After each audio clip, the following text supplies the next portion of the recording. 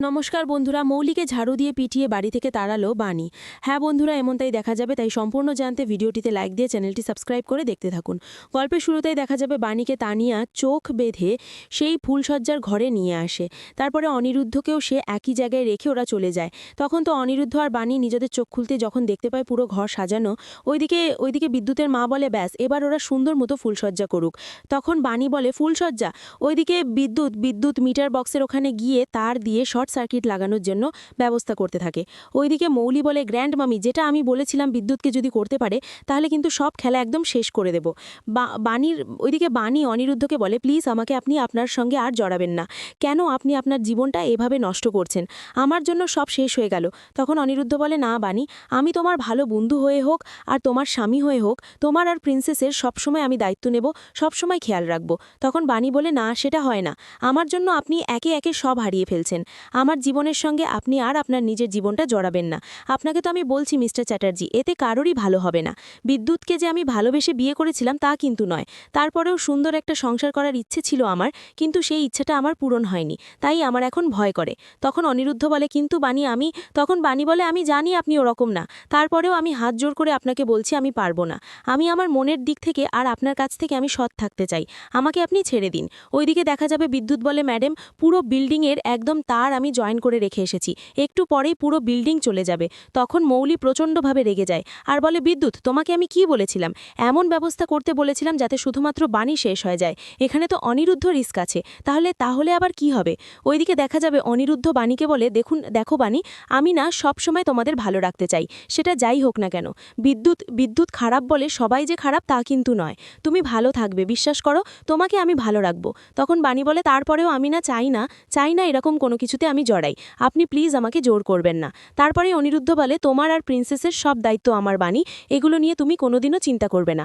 তারপরে ওইদিকে মৌলি বিদ্যুতের সঙ্গে রাগারাগি করতে থাকে আর বলে, এখনই যাও, সবকিছু ঠিক করে রেখে এসো। তখন নয়নতারা বলে, আমার সোনা দিদি ভাই, এরকম করো না, সবকিছু ঠিক হয়ে যাবে। তারপরে নয়নতারা বিদ্যুৎকে বলে, যাও যাও, যা যা নষ্ট করে রেখে এসেছো না, সব আবার আগের মতো ঠিক করে রেখে এসো, যাও। তখন বিদ্যুৎ বলে, যদি আমার কিছু হয়ে যায়? তখন কুয়াশা বলে, যাও, তাড়াতাড়ি করে ঠিক করে রেখে এসো, না হলে তো বুঝতেই পারছো ম্যাডাম আজকে একদম শেষ করে দেবে। যাও, চুপ করে যাও আর চুপ করে কাজটা করে চলে আসবে। তখন বিদ্যুৎ বলে, কি সমস্যায় আছি আমি ওইদিকে অন্তরা সহ সবাই সবাই খুব খুশি, ওদের দুজনকে ভিতরে দিয়ে। তখনই বাণী আর অনিরুদ্ধ সবাইকে ডাকতে থাকে। ওইদিকে বিদ্যুৎ বুঝতে পারছে না কোন তারটাও জয়েন করেছিল। তখন বিদ্যুৎ বলে, কি করব আমি, কোন তারটা দিয়ে যে কি করেছিলাম কিছুই তো বুঝতে পারছি না। এদিকে ম্যাডামও তো আমাকে শেষ করে দেবে। এদিকে অনিরুদ্ধ বলে, আজকে ওরা দরজা খুলবে না, সবাই প্ল্যান করেই করেছে। নাও, তুমি বরং খাটে শুয়ে পড়ো ফুলগুলি সরিয়ে। ঠিক তখনই দেখতে পায় লাইট কেমন জ্বলছে আর নিভছে। তখন অনিরুদ্ধ বলে, কি ব্যাপার, এখানে কি আবার ইলেকট্রিসিটি প্রবলেম আছে নাকি? তখন এই বলে অনিরুদ্ধ এগিয়ে যায়। ওদিকে বিদ্যুৎ একটা তার টান দিয়ে খুলে ফেলে। তখনই দেখা যাবে চারদিকে চারদিকে যেমন আগুন লেগে যেতে থাকে, সব লাইটগুলো আস্তে আস্তে ভেঙে যেতে থাকে। তখন বাণী চিৎকার করে ওঠে। তখনই দেখতে পায় পুরো ঘরে আগুন লেগে যাচ্ছে আর ধোঁয়ায় পড়ে গেছে। তখন ড্রয়িং রুমেও সবাই বসেছিল, সেখানেও আগুন লাগতে থাকে। তখন সবাই ভয় পেয়ে যায়। তারপর অন্তরা আর্যকে বলে, যাও যাও, তাড়াতাড়ি করে দাদাদের দরজাটা খুলে দাও। ওদিকে অনিরুদ্ধ বলে, বাণী, এ তো আগুন লেগে গেছে। তখন তখন তাড়াতাড়ি করে আর্য এসে দরজাটা খুলে দেয়। আর অনিরুদ্ধ আর বাণী সঙ্গে সঙ্গে আর্য সেখান থেকে বেরিয়ে পড়ে। তখন বাণী বলে, আমার মাম্মাম কোথায়? তখন তানিয়াকে জড়িয়ে ধরে অনিরুদ্ধ। তারপরেই ওরা বলে, এখান থেকে বেরোতে হবে, কি করে হঠাৎ করে আগুনটা লেগে গেল কিছুই তো বুঝতে পারছি না। তখন আর্য বলে, দাদাভাই, এখান থেকে বেরোতে হবে। তখনই অনিরুদ্ধ দরজা খুলতে গিয়েও কিছুতে দরজা খুলতে পারে না। তখন আর্য বলে, দরজাটা তো জ্যাম হয়ে গেছে। তখন অনিরুদ্ধ বলে, তাই তো। তখন বাণী আসে আর এসেই বলে, মিস্টার চ্যাটার্জি, আমি কি ধরব? ওদিকে সাথী প্রার্থনা করতে থাকে আর বলে, কেন আমাদের সঙ্গে এরকম হচ্ছে ঠাকুর, কেন তুমি আমাদের সবকিছু তুমি কেড়ে নিচ্ছ? তখনই বিদ্যুতের মা বলে, বিয়ান, আপনি একদম চিন্তা করবেন না, সব কিছু ঠিক হয়ে যাবে, আমরা এক্ষুনি এখান থেকে বেরিয়ে যাব। তখনই বাণী অনিরুদ্ধকে জড়িয়ে ধরে টানতে থাকে। তারপরে সবাই মিলে টানাটানি করার পরে দরজাটা ঠাস করে খুলে যায়। তারপরে অনিরুদ্ধ বলে, এবার নাও, সবাইকে বাইরে চলে যেতে হবে। তারপরে সবাইকে নিয়ে বাইরে চলে আসলেই ওইদিকে মৌলিরা দেখেই মৌলি বলে, যাক, অনিরুদ্ধর কিছু হয়নি, ওরা বেরিয়ে এসেছে। তখন নয়নতারা বলে, দিদিভাই, এখান থেকে আমাদের মিষ্টি করে কেটে পড়তে হবে, না হলে কিন্তু পুলিশ আসলে ঝামেলা হবে। ওদিকে বিদ্যুৎ মনে মনে বলে, যাক, বড়লোকে ছেলেটার কিছু হয়নি, তাহলে তো ম্যাডাম আমাকে মেরেই ফেলত। ওদিকে ফায়ার সার্ভিসের লোকজনও চলে আসে আর এলাকার লোকজনও চলে আসে। তখনই সাথী বলে, হঠাৎ করে এরকম আগুনটা লেগে গেল কি করে, কিছু তো বুঝতে পারছি না। তখন বিদ্যুতের মা বলে, যাক, আমরা যে সবাই ভালো আছি এটাই তো অনেক। তখন বাণী বলে, আচ্ছা মাসিমা, এখানে হঠাৎ করে আগুন লাগলো কি করে? তখন সাথী বলে, অনেক দিন ধরে এই ফ্ল্যাটে কেউ থাকে না তো, হয়তোবা বিদ্যুতে কোনো প্রবলেম ছিল, মিটার বক্সে কোনো প্রবলেম ছিল, সেই জন্যই। তখন অনিরুদ্ধ বলে, না মা, অন্য কিছুও হতে পারে। তখন সাথী বলে, মানে তোর কি মনে হয় কেউ ইচ্ছে করে লাগিয়েছে? তখন অনিরুদ্ধ বলে, আমার কাছে তো কোনো প্রমাণ নেই, প্রমাণ না থাকলে কি করব? যাক, ফায়ার সার্ভিসের লোকজন চলে এসেছে, এবার দেখি ওনারা কি বলে।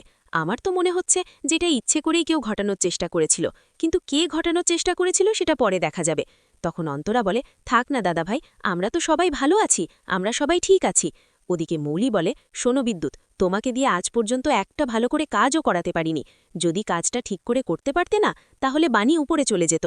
তখন কুয়াশা বলে, আচ্ছা ম্যাডাম যা বলছেন তাই তো করছে, ও এর থেকে বেশি কি করতে বলুন তো? তখন মৌলি বলে, শোনো, একদম তুমি কথা বলবে না। একটা কাজ ওকে দিয়ে হয়েছে? এখানে শুধুমাত্র বাণীকে সরানোর কথা বলেছিলাম, ও তো পুরো বিল্ডিংটাই জ্বালিয়ে দিচ্ছিল। তাহলে কি অবস্থা হতো সেটা একবার ভেবে দেখেছে? পুরো জ্বলে শেষ হয়ে যেত। তখনই কুয়াশাকে বিদ্যুৎ বলে, কুয়াশা তুমি চিন্তা করো না, আমি তো সব প্ল্যান করেই রেখেছি। আর মাত্র 6 দিন, 6 দিন পরে দেখো না কি হয়, তুমি একদম চিন্তা করো না। ওদিকে তানিয়া বলে, মাম্মাম, আমার না ভয় করছে। তখন তখন বাণী বলে, মাম্মাম, তুমি একদম ভয় পেও না, আমরা তো সবাই ভালো আছি। তখন তানিয়া বলে, আমি ওখানে আর যাব না। তখন অনিরুদ্ধ বলে, এই যে বাবা তোমার সঙ্গে আছে তো, তাহলে আমার প্রিন্সেসের কি ভয় বলো তো? তখনই ফায়ার সার্ভিসের লোকজন চলে আসে আর এসে বলে, স্যার, আগুন পুরোপুরি নিভে গেছে, আপনারা এখন ভিতরে যেতে পারেন, আর চিন্তা করবেন না। তখনই বাণী বলে, আচ্ছা, আগুনটা কি করে লাগলো, আপনারা কি সেটা জানেন? তখনই ফায়ার সার্ভিসের লোক বলে, না, আগুন কি করে লেগেছে সেটা জানি না, তবে মিটার বক্সের ভেতর থেকেও লাগতে পারে, সেটা তদন্ত করে দেখা যাবে। ওদিকে মৌলি বলে, এই বাণীটা তো দেখছি কই মাছের প্রাণ। তখন নয়নতারা বলে, যাই হোক না কেন দিদিভাই, ওদের ফুলসজ্জাটা কিন্তু হয়নি, সেটা কিন্তু আমরা ভেস্তে দিতে পেরেছি, বুঝতে পেরেছ? ফুলসজ্জা হয়নি মানে অনিরুদ্ধ এখনও তোমারই আছে, বুঝতে পেরেছ?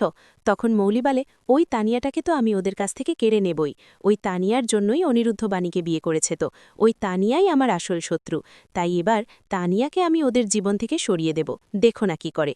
তারপরে দেখা যাবে সাথীরা সবাই ঘরের মধ্যে আসে। তখন সাথী ঘরের মধ্যে এসে কাঁদতে থাকে আর বলে, ঠাকুর, যাও একটা থাকা জায়গা দিলে, সেই ছাদটাকেও কেড়ে নিতে চাইছো তুমি, না হলে এরকম অবস্থা কেন হলো? তখন বাণী বলে, মাসিমা, আপনি একদম ভাববেন না, আমরা তো সবাই ঠিক আছি, আমরা অক্ষত আছি, এটাই অনেক, আর এখন তো সবকিছু ঠিকও হয়ে গেছে। তখন বিদ্যুতের মা বলে, হ্যাঁ ব্যান, সবকিছু ঠিক হয়ে যাবে দেখবেন, আমরা নতুন করে আবার সবটা গুছিয়ে নেব, আপনি একদম ভাববেন না, আমরা সবাই তো ভালো আছি। তারপরে বাণী বলে, আমি বরং ঘরগুলো পরিষ্কার করে দিই। তখন অন্তরা বলে, আমিও করে দিই সঙ্গে। তখন আর্য বলে, না না, তোমাকে আর কোনো কাজ করতে হবে না। তারপরে বাণী, অনিরুদ্ধ সবাই মিলে ঘরদুয়ার পরিষ্কার করতে থাকে। তারপর পরিষ্কার করা হলেই তানিয়া বলে, আমার না ক্ষুধা পেয়েছে। তখন অন্তরা বলে, আচ্ছা, আমি তানিয়ার জন্য খাবার নিয়ে এসেছি, সেটা আমি এক্ষুনি চট করে রান্না করে নিয়ে আসছি, ঠিক আছে? এই বলে রান্নাঘরে গেলেই তখন বাণী এসে দেখে ঠান্ডা জলের মধ্যে অন্তরা নুডলস ভিজাচ্ছে।